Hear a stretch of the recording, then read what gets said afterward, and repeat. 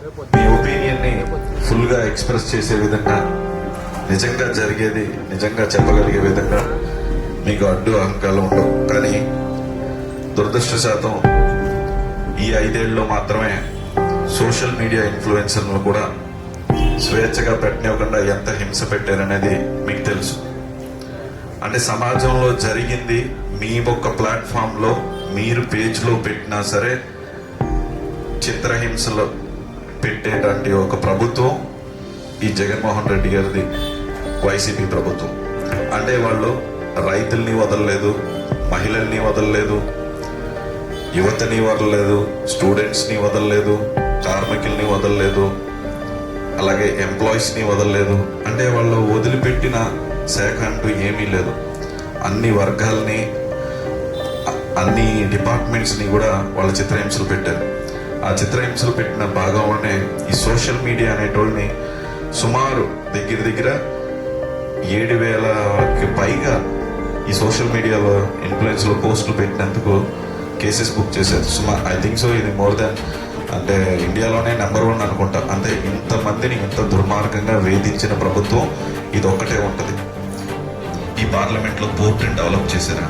లేదు. ఈ పోర్ట్ నుంచి ఎయిర్పోర్ట్కి ఏమైనా కనెక్టివిటీ చేశారా? ఇతర రాష్ట్రాల నుంచి లేకపోతే ఇతర దేశాల నుంచి పెట్టుబడి రావడానికి? లేదు. పవర్ ఏమన్నా తగ్గించిస్తున్నామా? లేదు.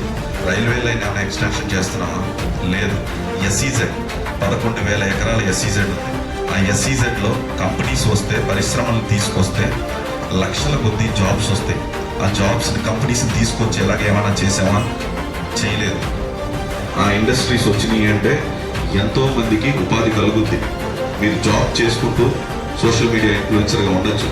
సంక్షేమం, ప్రజల కోసమే ఆలోచించేటోడు, ఇండియాని ముందుకు తీసుకెళ్లే ఒక నాయకుడు ప్రభుత్వం కావాలా? మీరు ఒక్కసారి ఆలోచించండి. దేనికి సపోర్ట్ చేయాలన్నది ఒక్కసారి మీరందరూ కలిపి ఆలోచించుకోండి. కూటమి ఏం చేయబోతున్నాం అనేదాన్ని కరెక్ట్గా చూపించే అవకాశం మీకు ఇప్పుడు వచ్చింది. అంటే మీరు ఓటేయటం, మీ ఫ్రెండ్స్ని ఓటేయమంటాం, మీ ఫ్యామిలీస్ చేత ఓటు వేయించడం, అలాగే వాళ్ళని కూడా కుదిరితే ఇంకా కొంతమందికి చెప్పండి అని చెప్పడం. ఆంధ్రప్రదేశ్కి ఏ ప్రభుత్వం వస్తే బాగుంటుంది? చంద్రబాబు నాయుడు గారు గురించి చెప్పాలి అంటే ఒక విజనరీ ఉన్న లీడర్, కొండల్ని కూడా హైటెక్ సిటీ కింద తీర్చిదిద్దిన లీడర్. పవన్ కళ్యాణ్ గారు అంటే సొంత డబ్బులు కూడా, అంటే 10,000 కోట్లు సంపాదించుకోగలిగే కెపాసిటీ ఉండి అల్ట్రా లగ్జరీ లైఫ్ బతకవలసిన ఆయన కూడా అన్నీ వదిలేసుకుని సొంత డబ్బుల్ని కౌలు రైతుల కోసం, బోట్లు కాలిపోయిన మత్స్యకారుల కోసం, అలాగా ఇబ్బందితో వచ్చిన ప్రతి ఒక్కరికి ఇస్తూ పిల్లల మీద ఉన్న ఫిక్స్డ్ డిపాజిట్ని కూడా ప్రజలకు ఉపయోగపడే ఒక పార్టీ ఆఫీసులో ఉండాలని చెప్పి కట్టేసిన, ప్రజల కోసమే ఆలోచించి పేద బడుగు బలహీన వర్గాల కోసమే ఆలోచించే ఒక నాయకుడు, సేవకుడు అంటే పవన్ కళ్యాణ్ గారు.